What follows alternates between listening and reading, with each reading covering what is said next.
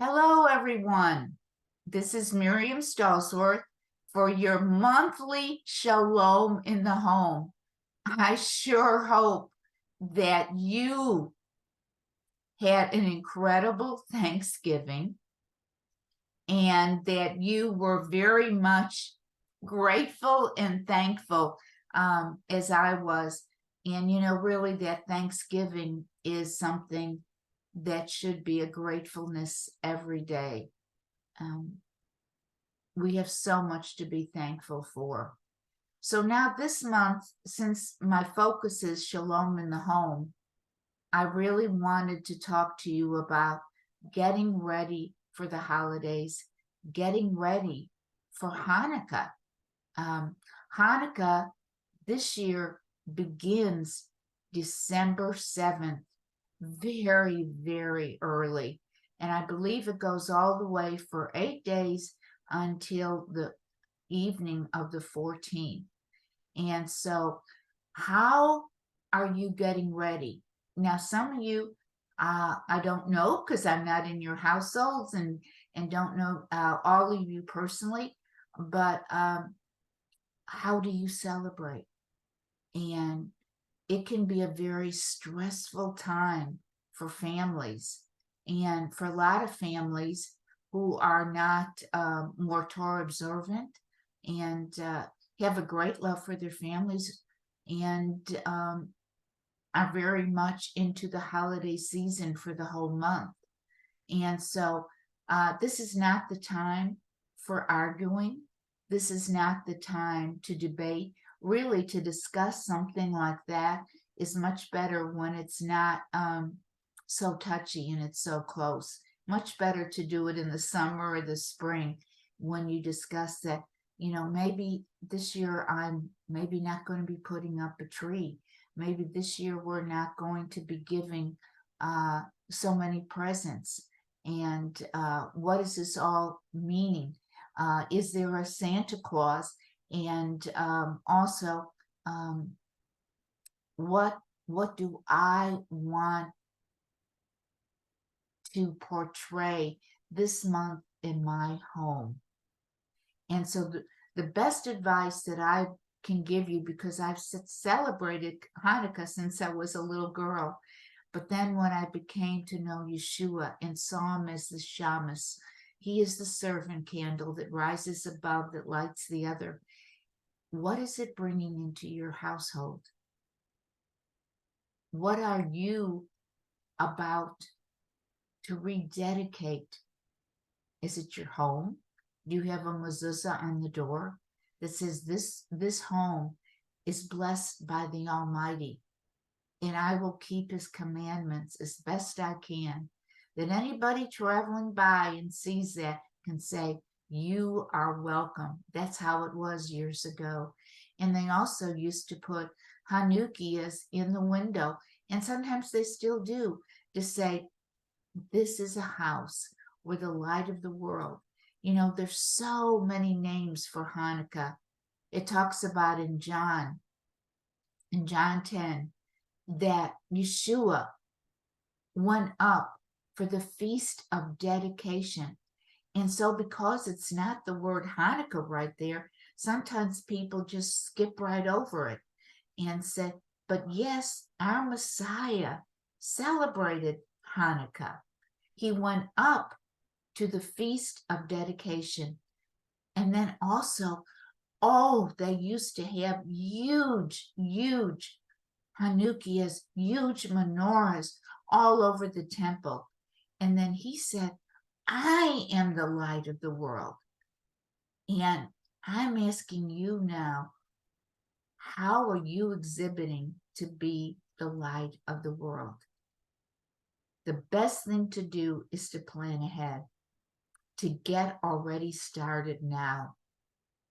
There's just about, maybe less than, I know it's December 7th, so it's getting very close to Hanukkah time.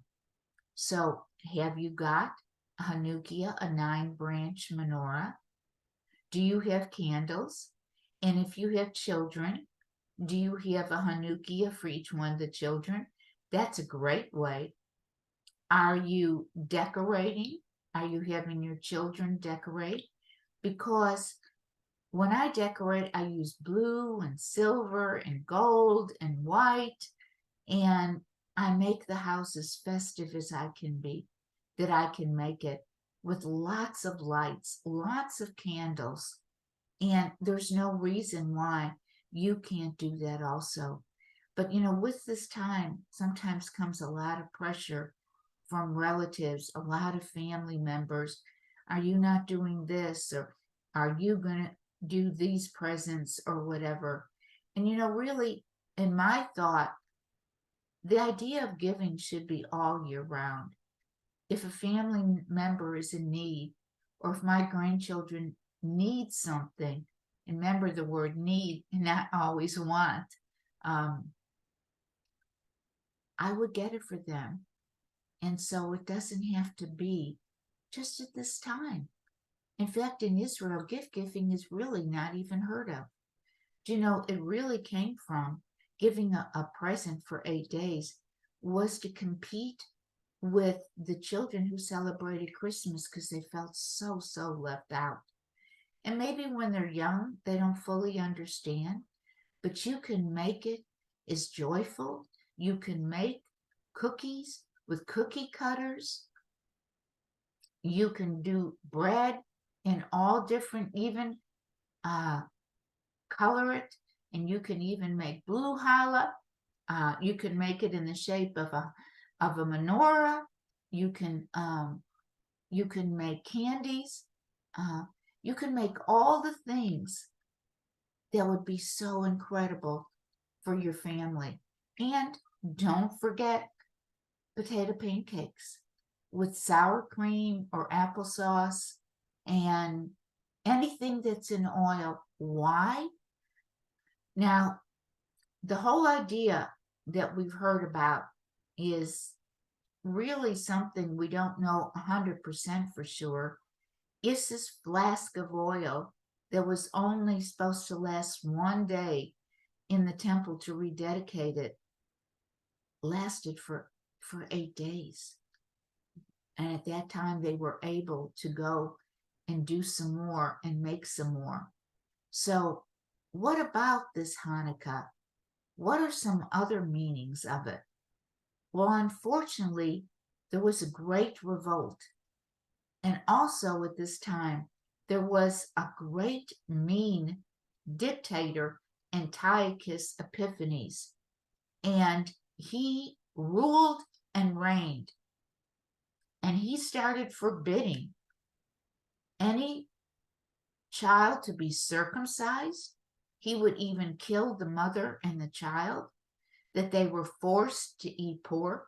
They were forbidden to do the Sabbath. Now we're seeing things today that we never thought we would see again. So we have to stand up and let our light shine. It is the feast or the festival of lights. It is also the feast of dedication. So how are you ladies dedicating your household? What are you doing to ensure that that light is surrounding your household and that you are joyful and happy and grateful and thankful? So at this time, there was a great revolt, and the Maccabees, and all this is recorded in history, either in Josephus or in the book of Maccabees, which is in the Catholic Bible. And there's the first and second Maccabees that tells of this story. But it's history of what happened. And what happened is so, so terrible. They killed rabbis and mothers because they refused to eat pork, that they would not bow down to Zeus. And in the temple, they went and defiled it, and they spread pig blood all over and put a big, big statue of Zeus.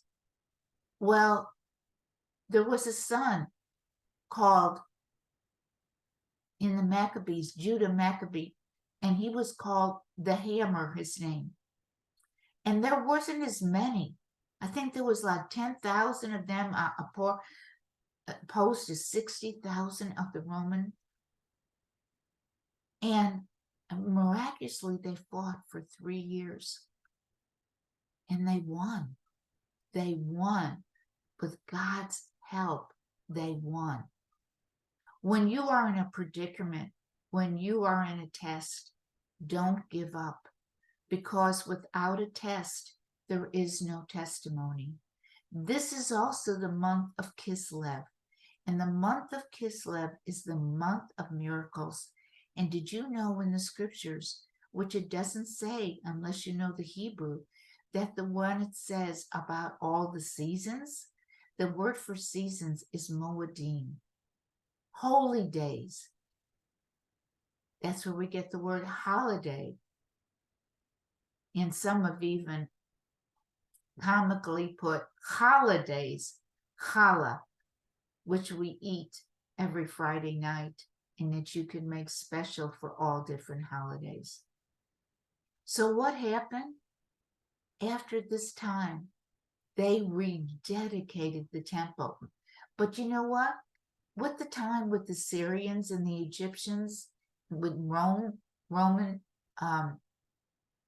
occupation, what happened is that there were many Jewish men, because the other occupation, the non-Jews that were the Syrians and the Egyptians, what they did was they decided to do a gymnasium, and they also decided that their body was the beauty and their knowledge, not the heart. And so they performed all of their sports in the nude. And they also, in a lot of their business practices, the businessmen would go to bathhouses. And of course, when they did this, they were also in the nude. So you could tell the Jewish men from the non-Jewish men because they were circumcised. Well, these people, these Jewish people, started to be Hellenized. Does this happen now? Yes. The assimilation is getting greater and greater. And so what happened? Oh my gosh. Some of these men wanted to become Hellenized, and they even went through surgeries to try and change from being uncircumcised to circumcised. And they wanted to be a part of the business and the financial materialism that they would receive for being in the businesses. So really, along with this story, there's a great story of a division of Jews becoming more Hellenistic. So there is a difference between the Greek thinking and the Hebraic thinking. Now, Valerie Moody, who has been on the Ruta Cafe many times, has a great book, and it's about my big fat Greek mindset, and which is a takeoff on my big fat Greek wedding. And she goes into the difference between Hebraic thinking and Greek thinking. And this is perfect for this time. So I'm encouraging you, ladies, to make sure in your house that your household is more of a Hebraic thinking. Valerie Moody also has this book called The Feast of Adonai, and why Christians will look at the biblical feasts. And if you don't have this, this is a wonderful, wonderful book to get. And it goes on every holiday, every holy day, and also has recipes in there. And I'm going to read just a minute for it. It says Yeshua and Hanukkah. By the first century in the Common Era, Jews looked forward to the annual Feast of Dedication. During the festival, Yeshua visited the temple courtyard and spoke about his miracles, which is John 10:38. Messianic scholars believe that Yeshua, the light of the world, was conceived during Hanukkah. So his conception with most Messianic believers is that he was conceived at Hanukkah in the month of Kislev, the festival of lights. The angel Gabriel appeared to Miriam when her relative Elizabeth was 6 months pregnant. He came in Kislev with the good news that she would bear the Messiah, and that is in Luke 1:26-33. And so this is so important. Home is where the Hanukkah and the light of Hanukkah shines. The dedication of your household. A 9-branch Hanukkah burns every night. First night, you light the shamash and 1 candle, and you keep adding till the light gets greater and greater. Hasn't over the year, hopefully your light has gotten greater and greater. I know mine has. I am so grateful for what the Lord God has shown me and given to me. And it is a great time to teach others about this, because this is when Yeshua was conceived. And then with most scholars, they believe he was born in a sukkah at Sukkot. And the 8 days also is so important because they could not celebrate the Feast of Tabernacles during all this revolt. So they also did this Hanukkah for 8 days. And what is 8 days? New beginnings. So the battle between the Hebrew culture and the Greek culture will culminate in the epic struggle between the sons of Zion and the sons of Greeks. In Zechariah 9:13, the man of lawlessness in 2 Thessalonians will be a type of Antiochus Epiphanes. Lawless means without the law, without Torah. Celebrating Hanukkah is a spiritual holiday. In Israel, it's not about presents. It's about lighting this big Hanukkah and about rejoicing in the light of the world. It's a statement against lawlessness.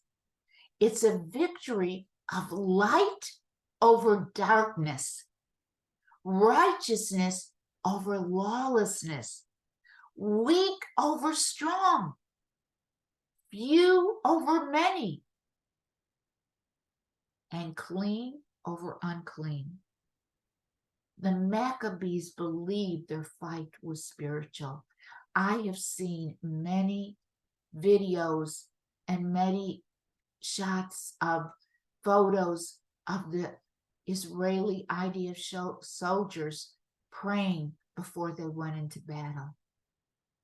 That they had rabbis come and pray with them. And some of them knew they probably wouldn't be coming home. This is no different than what happened then. How sad is that? But if there wasn't this battle, there would have been no Messiah. There would be no recognition if this battle wasn't overtaken. The Maccabees believed, and this is from this book also by Valerie Moody, that their flight was spiritual and began battles with prayer, singing, and triumph blasts. We go out, Judah led forth in battle. Are you putting music? Are you putting singing and dancing in your house? Especially at Hanukkah. Are you learning the dreidel game with your children? Are you singing songs about Hanukkah? God's people can begin their spiritual battle with these spiritual weapons. Praise. We will enter his courts with praise and thanksgiving. God told Israel to build a menorah, so it is a holy design. Ancient sages say that when the people light a Hanukkah, they light an inner light of holiness and rededication. Have you decided to rededicate your life? Have you decided to rededicate your marriage? What about if you're in a community? Are you dedicated to work together to see all the spices of each one that you can learn from, not be jealous of, and not to fight over, but to recognize I can learn from this woman. We all need a mentor. We all need somebody or some women to help us. And when we're younger, we look to those who have more experience. And then the younger teach their children, and it keeps going. What a wonderful time of the year. I encourage you, ladies, to have shalom in the home, to start these things early. Do not get yourself stressed, because when you have anxiety and stress, it spreads to your household. How are you going to rededicate in your life this year? I know for myself, I have a new journey started. My husband is no longer with me. And so now I have to make new pathways. I have to make new holiday seasons of joy. Hopefully with friends and with family and with my community. Are you having a Hanukkah party? Are you rejoicing in the light of the Messiah? Are you taking time to read the story of the first and second Maccabees? And are you turning away from anything that would lead to Greek thinking? I'm going to see if I believe that I have about Greek thinking versus Hebraic thinking. In the Hebrew culture, the right action, right conduct. In the Greek culture, right knowledge, right beliefs. In the Hebraic, it's not about so much what you believe, it's about what you do. Salvation in the Hebraic is lived every day. Salvation in the Greek just comes from knowledge. The Hebrew culture is tikkun olam, making this world a better place. According to the Greek culture, only the spiritual is good. In the Hebraic, God does not change. In the Greek, the gods change constantly. There was a God for everything. Worship includes service in the Hebraic culture. Worship is not service in the Greek. Gender roles come from Genesis. Gender roles are blended in the Greek culture. Wow, is this happening today? Yes, it is. Raise children according to scripture, according to the Hebraic culture. In the Greek culture, they all just raise however they feel. In the Hebraic, holiness is beauty. In the Greek culture, beauty is holiness. So, my dear friends, I pray, excuse me, I had a sneeze, that you have an incredible holiday season. Remember, I'm always available at miriamstallsworth@gmail.com. Get a hold of me. I'd be happy to help you. Shine that light throughout your household and for others to see that Yeshua is the light of the world. May you be blessed this holiday season. May you be full of joy. And may you bring joy and spread the light. Remember, it's not about the gift giving. You have got the greatest gift. You have the gift of the Messiah. So rejoice, my dear sisters. Rejoice. Your salvation is near. Your salvation is every day. Our Messiah lives in us. Light those candles. Each light, it gets greater and greater. Put your songs on.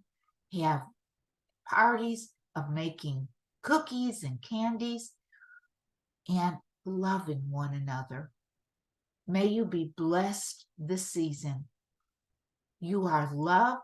It is, remember, the month of miracles. May you have many miracles. This is from Miriam Stallsworth, Shalom in the Home. Goodbye, my dear sisters.